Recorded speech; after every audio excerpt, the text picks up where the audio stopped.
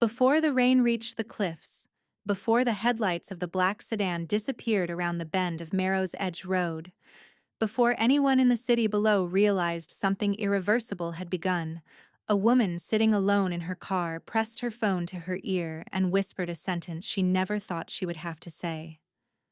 "Caspian, there's a car behind me, and I don't think they're going to stop." The line went silent.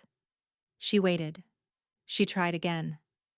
"Caspian, if you don't pick up tonight, you're going to spend the rest of your life wishing you had." 40 miles away, in a hotel suite on the 22nd floor, the most feared man on the eastern coast looked at his phone, saw her name on the screen, and turned it face down on the marble nightstand. Because men like him were used to giving orders, not answering them.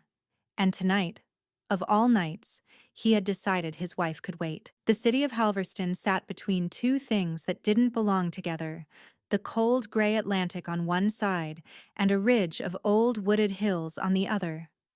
The wealthy lived on the hills, in glass houses that watched the water like patient animals. The rest of the city lived below, in narrow streets that smelled of salt and exhaust, in apartments stacked too close together, in lives that were always one paycheck from collapse.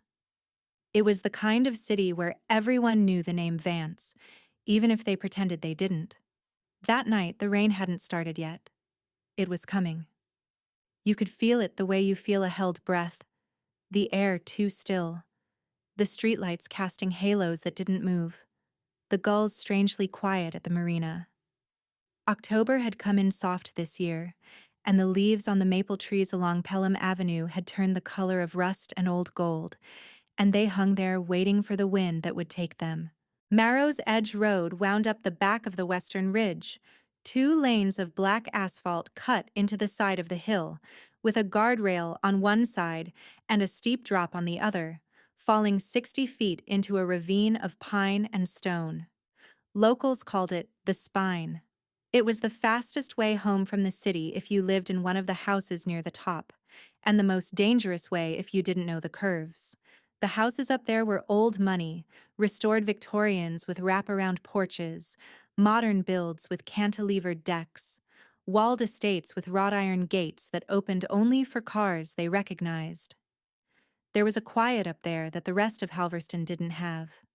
The kind of quiet that money buys when it has been earned for long enough to forget how it was earned. At the top of the ridge, behind a stone wall and a row of black cypress trees, sat the Vance estate. 3 stories, slate roof, a long curved drive lit by lanterns that came on at dusk. From its eastern windows you could see the entire city below, the harbor lights, the cathedral spire, the bridge that crossed the inlet, the small dark stretch of Marrow's Edge curving up the hill. If anyone had been standing at those windows at 9:47 that night, they would have seen a single pair of headlights climbing the road.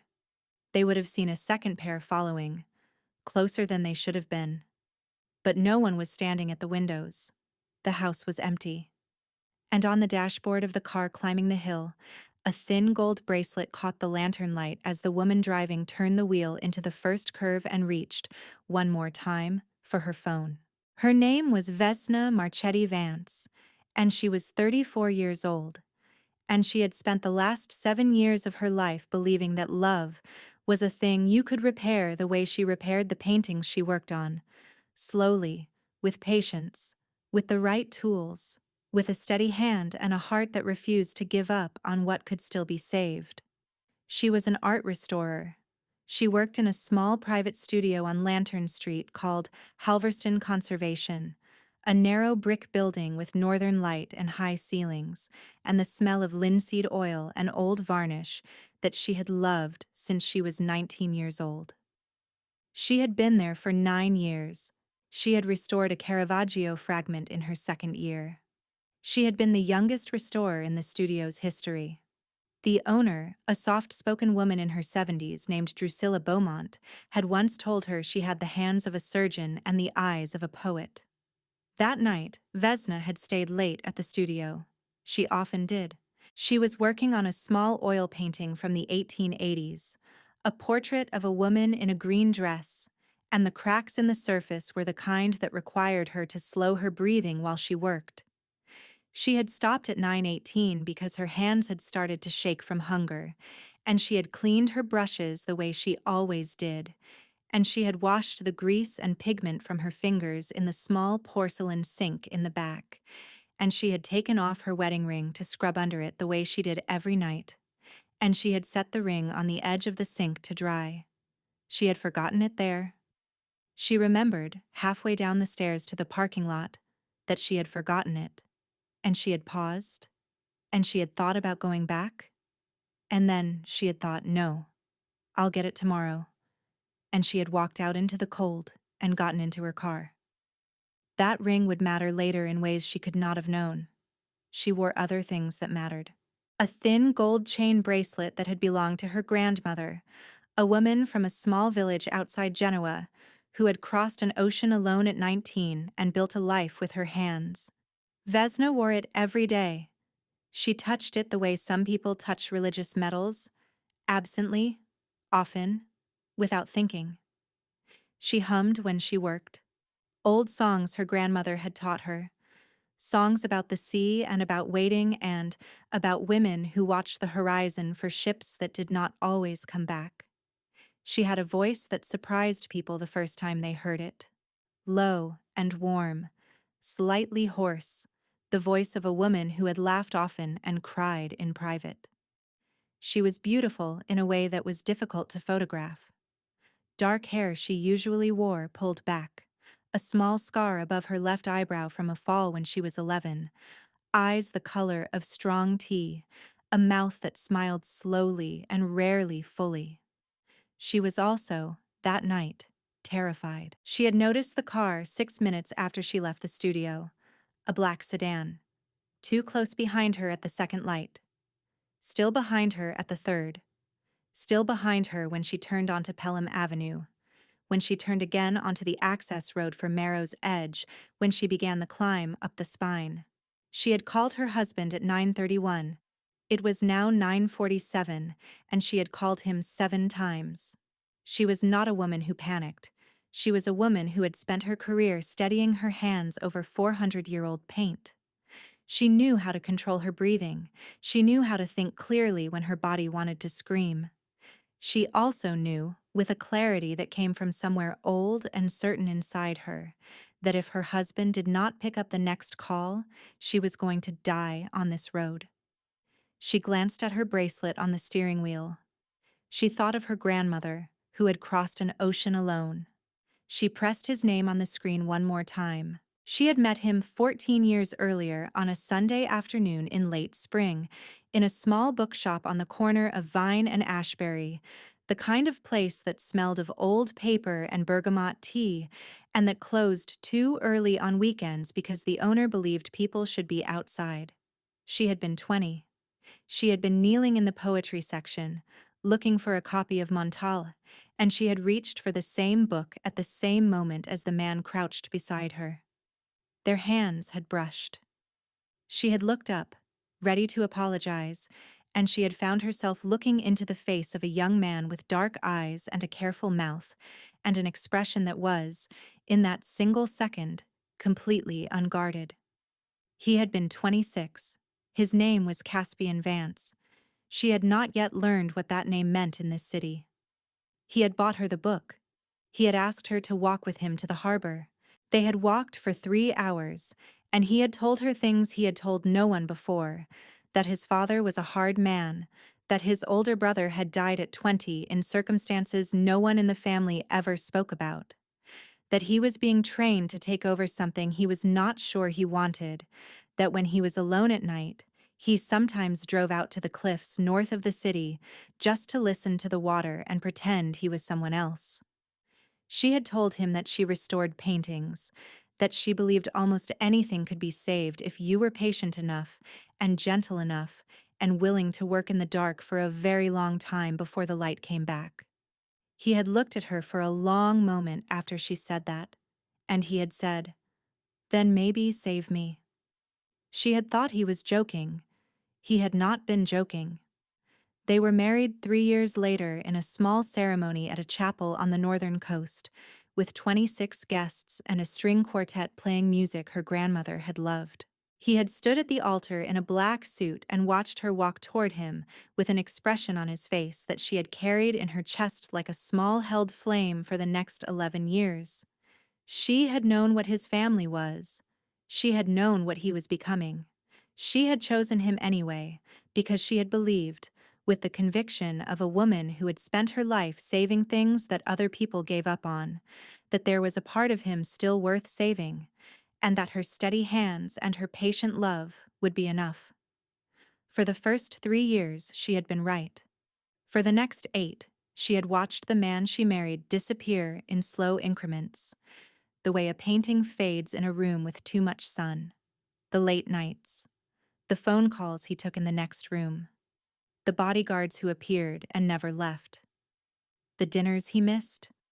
The mornings he came home smelling of someone else's perfume. 6 months before that night on Marrow's Edge, she had found out about a woman named Ondine Kassar, 28, a model from a coastal city in the south, who had been seeing her husband for nearly a year.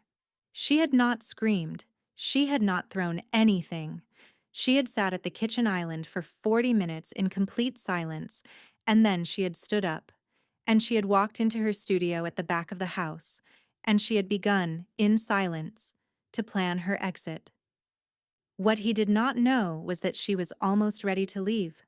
What no one knew was that she was running out of time.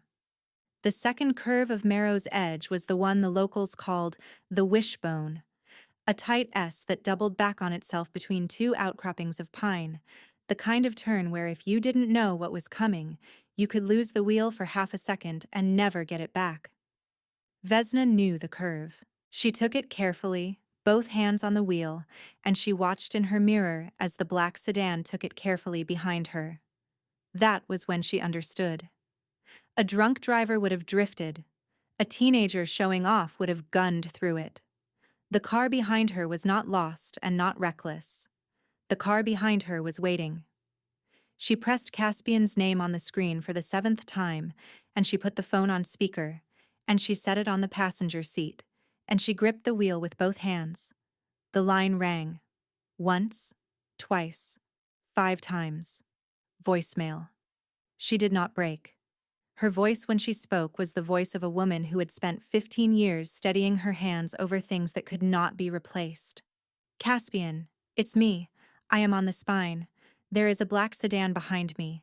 It has been behind me for almost 20 minutes. I think they are going to do something soon. I need you to call me back. I need you to send someone. I need you to pick up your phone. She stopped. She listened to her own breathing. She kept driving. 41 miles away, on the 22nd floor of the Sant Rock Hotel, Caspian Vance lay on his back in a king-size bed with the sheets twisted around his legs, and he watched the ceiling, and he listened to the shower running in the next room. His phone buzzed on the nightstand for the 7th time. He turned his head and looked at it. He saw her name. He saw the small blinking icon. He saw the number 7 beside the missed call symbol. He thought, she's been like this lately. She knows. She's testing me. He thought, I'll call her in the morning. I'll bring her flowers. I'll fix it. He thought, one night. I just want one night. He turned the phone face down again. In the car, Vesna saw the lights behind her change. The sedan had moved into the oncoming lane. It was pulling alongside her now on the narrow road, and she could see, in the half-second before it happened, the silhouette of a man in the passenger seat with something in his hand. She did the only thing left to do. She picked up the phone from the seat, and she pressed his name one more time, and she spoke the words that would later be played in a small room by a man who had not deserved to hear them. Caspian, if you don't pick up tonight, you're going to spend the rest of your life wishing you had. I love you. I have always loved you. I am so sorry I could not save you. The sedan moved closer. The guardrail on her left buckled. The wheel went light in her hands. The world tilted. Her last thought was not fear. Her last thought was the green dress in the painting on her studio easel, the small section of cracked varnish she had not yet repaired, and how she would have liked, very much, to finish it. The car left the road at 61 miles an hour. In the hotel suite, the phone buzzed once more. Caspian Vance did not turn his head this time. He closed his eyes. He fell asleep.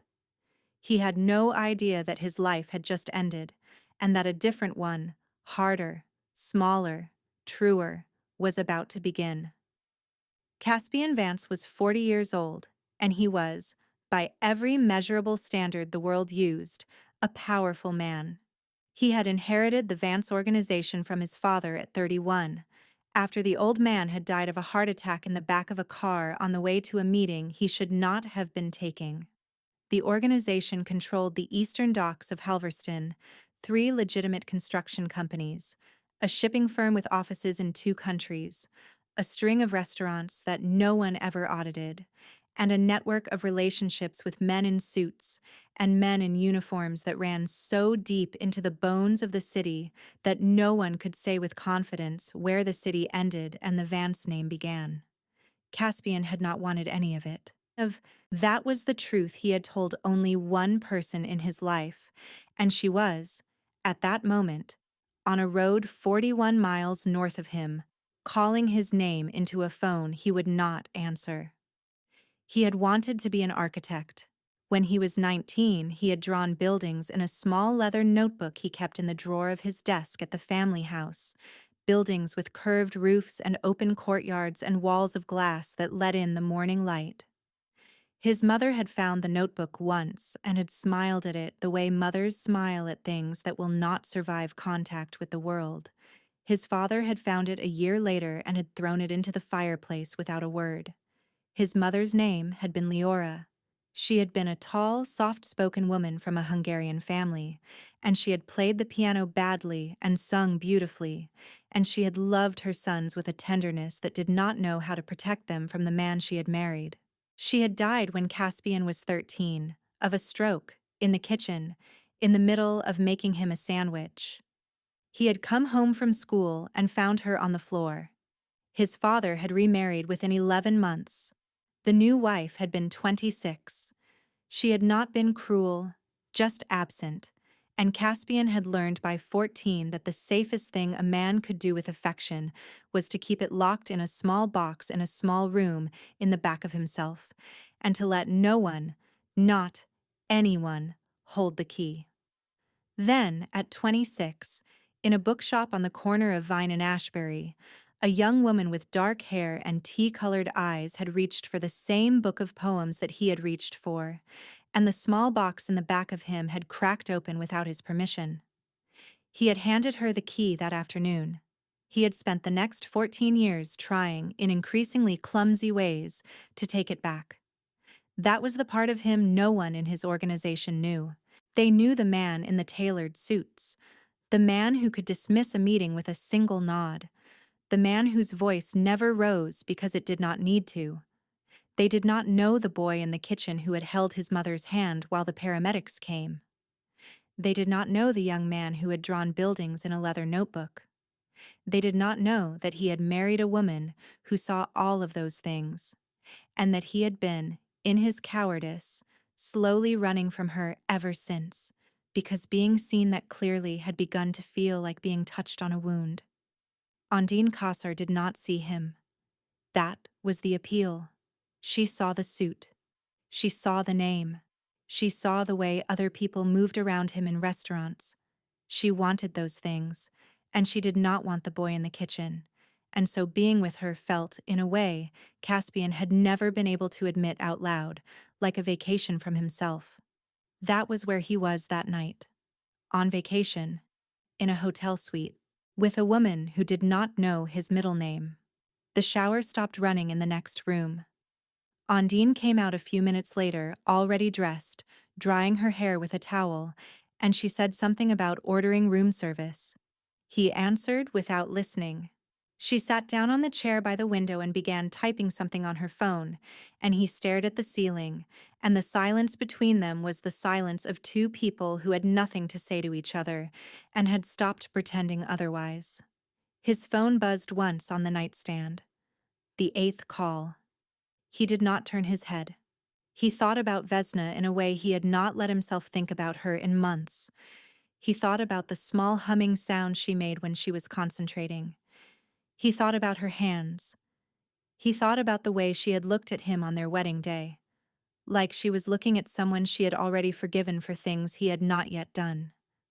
He thought, tomorrow. I'll fix it tomorrow. He did not know that he had, in that exact moment, run out of tomorrows. In a ravine 60 feet below Marrow's Edge Road, a black sedan with one headlight still working pulled away from the wreckage and turned south toward the city. Inside Vesna's car, the radio was still playing, very softly, an old song her grandmother had loved. The rain that had been waiting all evening began, finally, to fall. He woke at 6:14 in the morning. The light coming through the hotel curtains was the gray of early autumn dawn, thin and tired, the kind of light that makes everything in a room look like it belongs to someone else. Ondine was asleep on the far side of the bed, her back turned to him, her breathing slow and even. Caspian eased out from under the covers without waking her, and he sat on the edge of the bed for a moment with his face in his hands, not because anything was wrong yet, but because something in his body had begun to feel wrong in a way he could not name. He reached for his phone. 7 missed calls from his wife, the last one at 9:54 the night before. There were no calls after that. There was, however, a single missed call from Soren Maddox, his consigliere, the man who had served his father for 30 years and had served Caspian for 9. The call had come in at 5:48 that morning. There was a voicemail. Caspian pressed play. Soren's voice was a voice Caspian had heard in every register a voice can have, calm during a federal raid, and steady during a funeral, dry during a courtroom indictment. He had never, in 9 years, heard it sound the way it sounded in that voicemail. Caspian, wherever you are, come home. Now. Don't ask me anything. Just come. Caspian stood up. He did not remember standing. He dressed without looking at his clothes. He left the room without waking Ondine. He did not leave a note. He took the elevator down 22 floors, and he walked out into the gray morning, and he got into his car, and he drove north out of the city the way a man drives when he has not yet allowed himself to know what he already knows. His phone rang on the seat beside him. Soren again. Where are you? Bridge. 10 minutes out. What's happened? A long pause. Long enough that Caspian heard, on the other end, the sound of a man swallowing. Don't drive yourself. Pull over, I'll send someone. Soren, tell me. Another pause. It's Vesna. Caspian did not pull over. He drove faster. He drove the river road, then the western artery, then the access road to Marrow's Edge. He saw the police lights from a half-mile away, blue and red bleeding through the morning fog at the second curve, the one the locals called the wishbone. He saw the broken section of guardrail. He saw the tow rig parked on the shoulder with its winch line running down into the ravine. He stopped his car in the middle of the road. He got out. He walked. Soren was already there. He had been there for almost 2 hours. He met Caspian at the edge of the broken rail, and he did not say anything. He just put a hand on Caspian's shoulder, and Caspian looked past him, down into the ravine, and he saw what was left of his wife's car against the trunk of a pine. They had already taken her. A young officer, no older than 26, came up the slope holding a small clear plastic evidence bag. Inside it was Vesna's phone, the screen cracked across the corner, still faintly lit. The officer looked at Soren first, the way men look at the man who outranks the situation, and Soren nodded once, and the officer handed the bag to Caspian. Caspian held it in both hands. He thought for a strange second of his mother's hand in his on the kitchen floor when he was 13. Soren said in a low voice, "There are voicemails, Caspian. She left voicemails." Caspian did not answer. He was looking at something in the back seat of the wreck, visible through the shattered rear window that the officers had not yet bagged. A thin gold chain bracelet on the floorboard broken in two places, still catching what little light there was. He sat down. He did not mean to. His knees just stopped working, and he sat down on the wet asphalt at the edge of the road, and he did not move for a long time. Soren crouched beside him. Caspian, listen to me, we will find them. Whoever did this, we will find them. Caspian shook his head. He was not shaking it at Soren. He was shaking it at himself. He took out his own phone with hands that were not steady. He opened his voicemail. He saw the 7 messages from the night before, all of them stacked there, all of them unheard. He pressed play on the first one. He heard her voice. Calm, controlled. Caspian, there's a car behind me and I don't think they're going to stop. He closed his eyes. The rain began again, very lightly, on the shoulders of his coat. He listened to all 7, in order, on the side of a road 41 miles from a hotel suite, where a woman he did not love was still asleep in a bed he would never return to. When the last one ended, he did not move for a long time. He did not go back to the hotel. He did not call Ondine. He did not message her. He did not, in the hours and days that followed, ever speak her name aloud again. Soren had a man go to the suite by noon and pay the bill and make sure she left, and that was the last administrative task anyone in the Vance organization ever performed on her behalf. From that day forward, in every room Caspian walked into for the rest of his life, Ondine Kassar became a person who had never existed. He went home instead. The estate at the top of the western ridge was empty when he arrived. The lanterns along the curved drive were still burning from the night before. He had not turned them off. She had not turned them off.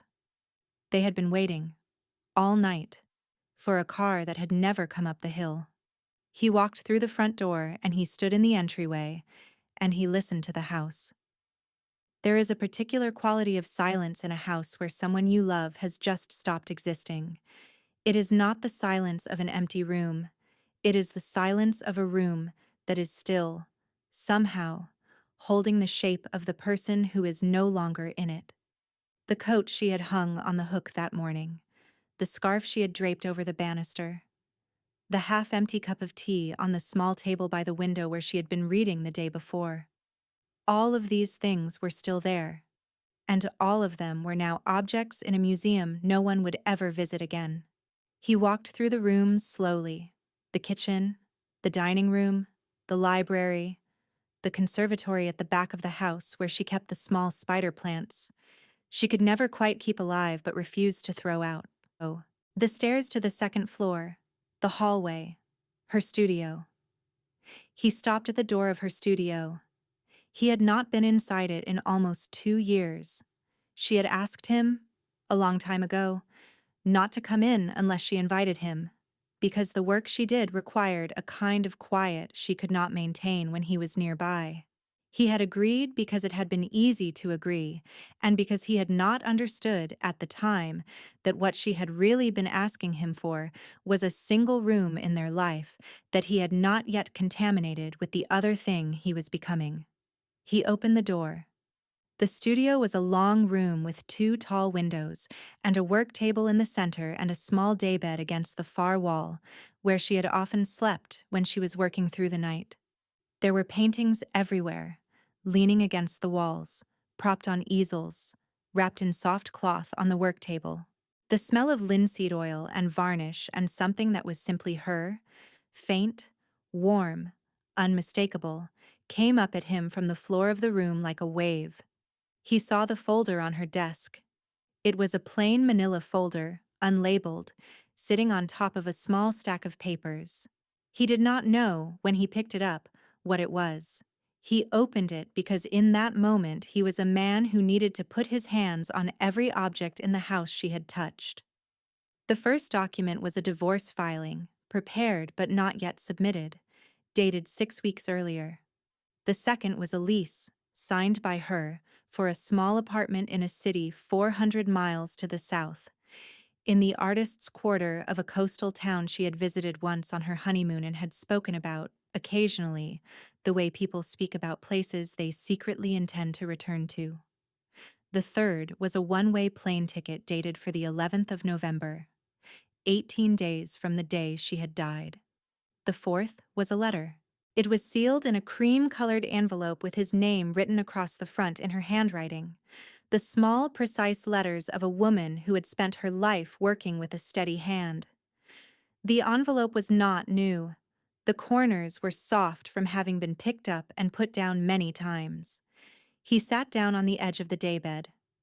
He held the envelope for a long time before he opened it. The letter was 3 pages long. She wrote that she had loved him for 14 years.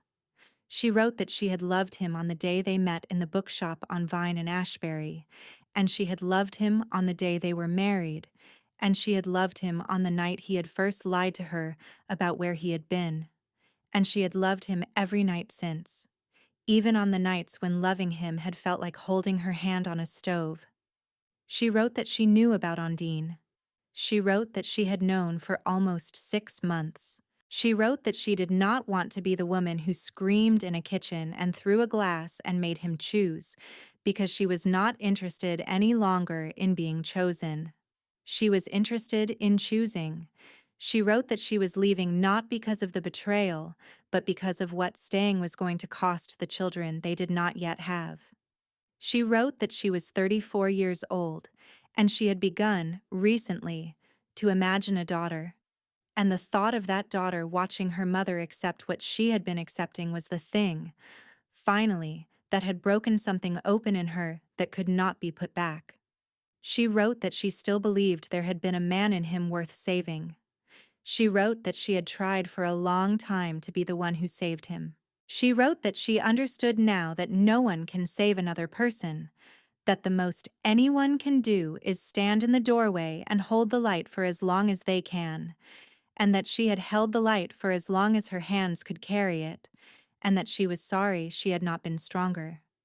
She wrote that she hoped, very much, that one day he would become the man she had seen on the afternoon in the bookshop, the man with the unguarded face who had asked her to save him. She wrote, in the last line, "I will always be the woman who saw you first. Vesna." He read the letter once. Then he read it again. Then he read it a third time, slowly, the way she had taught him, years ago, to look at a painting. When he was done, he folded the letter back into its envelope, and he held the envelope against his chest with both hands, and he made a sound that no one in the Vance organization had ever heard him make, and that no one ever would again. It was not loud.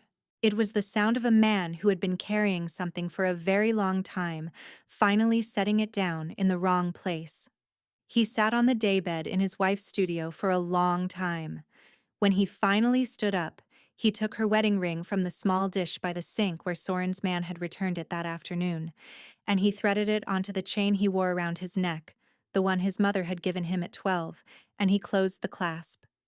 He whispered into the empty room, the only words he had left. "I'm listening now." The men who had killed Vesna were not difficult to find. Soren Maddox had been in the organization for 39 years, and he understood the eastern coast the way an old fisherman understands the tide.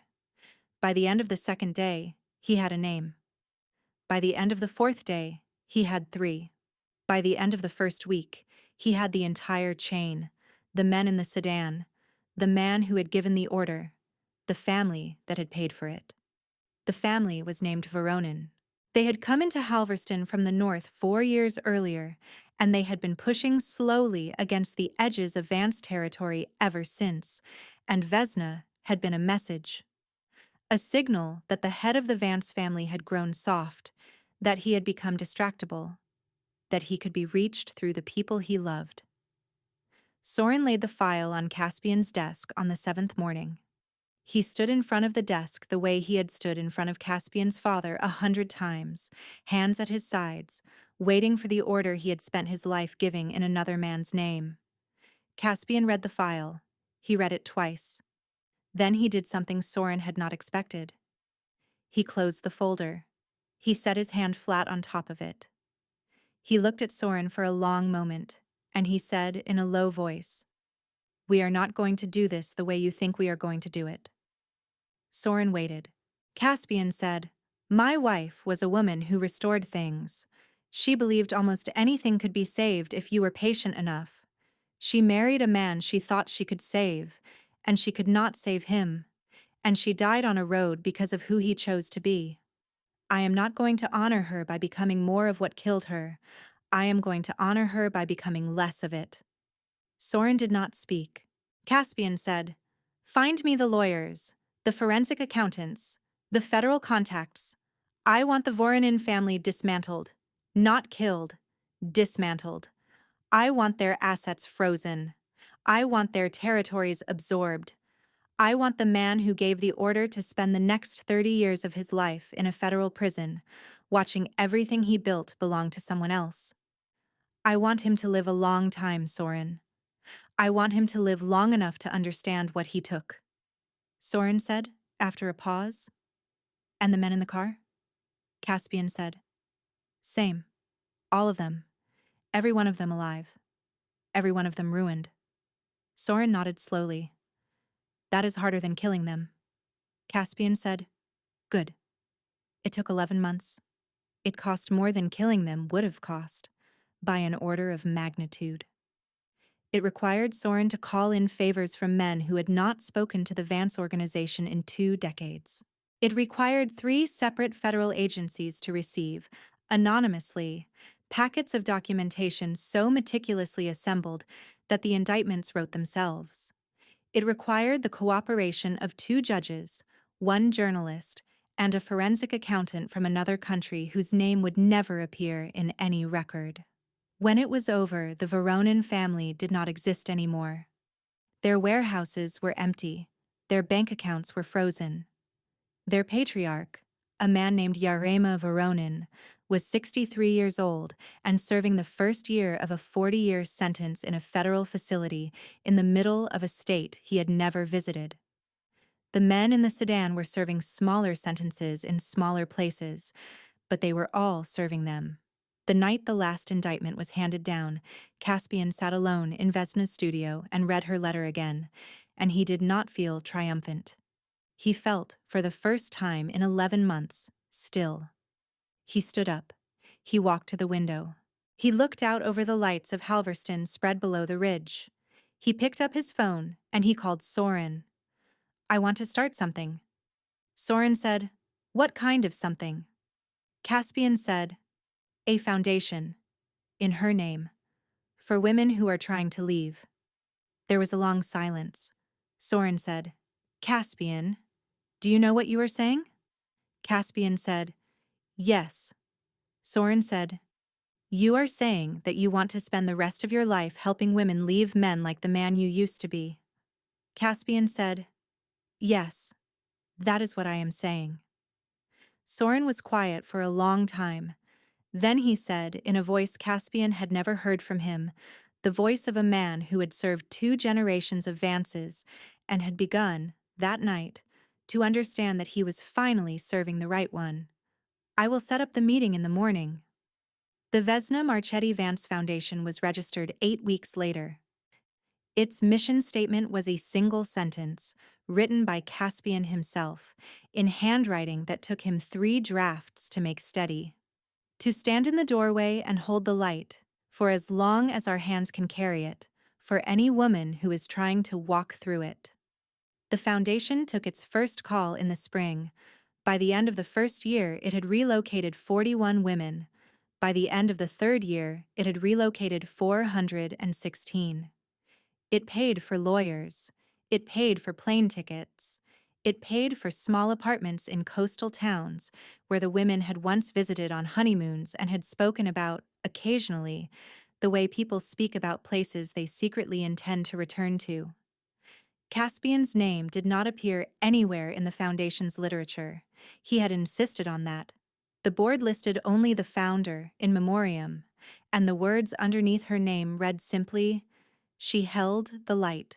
Late one night in the 2nd year, Soren stood in the doorway of Caspian's office at the Foundation's headquarters, and he watched Caspian read a case file, and he said in a hushed voice, the only thing he had ever said to Caspian about Vesna in all the years that followed. She is still changing you, even now. Caspian did not look up from the file. He said, I know. I'm trying very hard to let her. 2 years became 3, and 3 became 4, and the man who had once been the most feared figure on the eastern coast became, by slow and deliberate degrees, a figure people in Halverston could no longer quite categorize. He was still wealthy. The Vance name still opened doors. The shipping firm still ran. The construction companies still built. But the docks had been quietly sold 2 years in to a consortium of legitimate operators. The restaurants had been audited, every one of them, voluntarily, and the books had been cleaned by a team of accountants Caspian had paid almost more than they were worth. The men who had once enforced the Vance name in dark places had been retired, one by one, with full pensions, with severance packages large enough that none of them would ever again need to do the kind of work they had done. The young men who had once been recruited at 18 and 19 were no longer recruited. The pipeline had been turned off. There was no one coming up behind Caspian Vance because Caspian Vance was not building anything that required someone to come up behind him. The organization, in other words, was being dismantled the way the Veronin family had been dismantled, patiently, precisely, and from the inside. Soren had asked him once, in the 3rd year, whether he was afraid. Caspian had said, "Of what?" Soren had said, "Of what we used to be, of the men who still remember." Caspian had said, "Soren, the only man I was ever afraid of in this life was the one I was becoming. I am not becoming him anymore. There is no one left who frightens me." The foundation grew. By the 4th year, it had offices in 6 cities. It had a hotline that received an average of 900 calls a month. It had a network of safe houses, lawyers, relocation specialists, child psychologists, and a small fund, kept off the public ledger, for women whose situations required the kind of help that did not appear in Foundation brochures. Caspian funded that fund personally. He never asked what the money was used for. He simply made sure there was always more of it than was needed. In the 4th spring, a woman named Marisol Quintana called the hotline at 2:14 in the morning from a gas station bathroom on the outskirts of a city 300 miles south of Halverston. She was 29. She had 2 children, a girl who was 6 and a boy who was 4. Her husband was a man named Esteban Reyes Castile, the only son of a family that owned half of the trucking routes on the southern corridor, and he was, that night, looking for her. The call was flagged. It was flagged by Caspian himself, who had begun, in the 2nd year, a habit of reading the intake summaries every morning the way other men read the news. He recognized the shape of the situation immediately: the husband, the family, the kind of resources that would be brought to bear when a woman like Marisol disappeared from a man like Esteban. Within 40 minutes, a car arrived at the gas station. Within 6 hours, Marisol and her children were in a safe house in a city she had never been to. Within 2 weeks, she was in a small apartment with new locks and a new lease, and a name she had not used since college.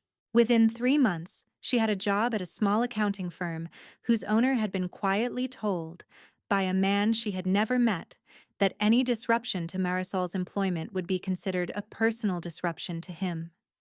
Within 6 months, the Foundation's lawyers had secured her full custody of her children and a restraining order against her husband that was enforced, the one time it needed to be enforced, by federal agents who arrived at his house at 5 in the morning with a warrant signed by a judge whose name he had never heard.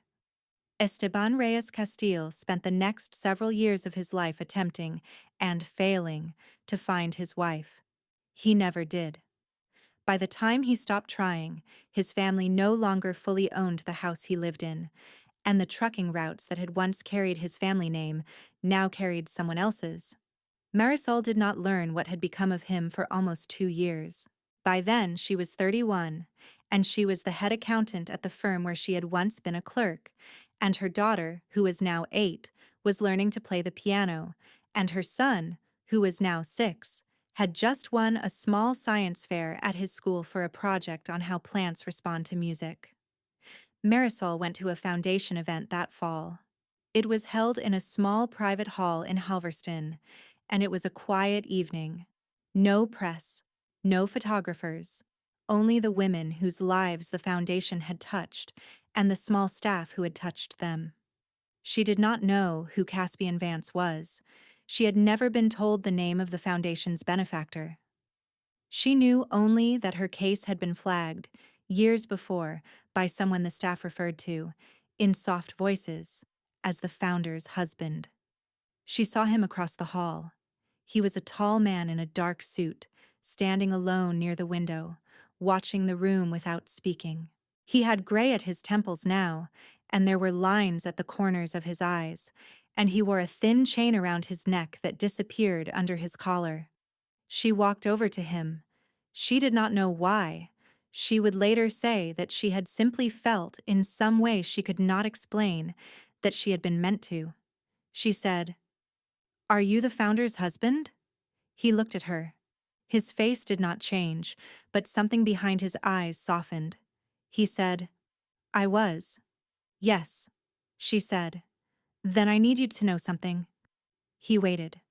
She said, "My daughter is alive. My son is alive. I am alive. We are alive because of your wife. I never met her. I never will.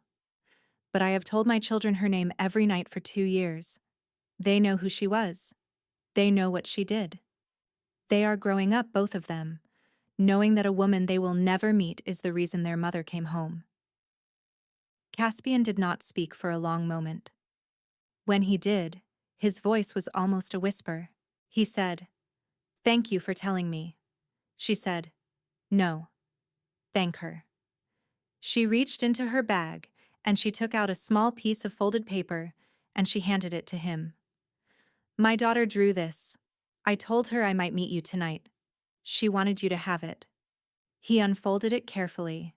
It was a drawing of a house, with 3 figures standing in front of it, a woman and 2 children, all holding hands. Above the house, in careful, deliberate crayon letters, were 2 words, "Still here." Caspian held the drawing in both hands. He did not trust himself to speak. Marisol nodded once, the way strangers nod when they have said the thing they came to say, and she walked away. He took the drawing home that night. He framed it the next morning. He hung it on the wall of Vesna's studio, beside her letter, in the place where the morning light from the eastern window touched the wall first. 7 years after the night on Marrow's Edge, on a Tuesday afternoon in late October, Caspian Vance walked alone through the small cemetery on the hill above Halverston with a bundle of wild lavender in his hand. He was 47 years old. The gray at his temples had spread.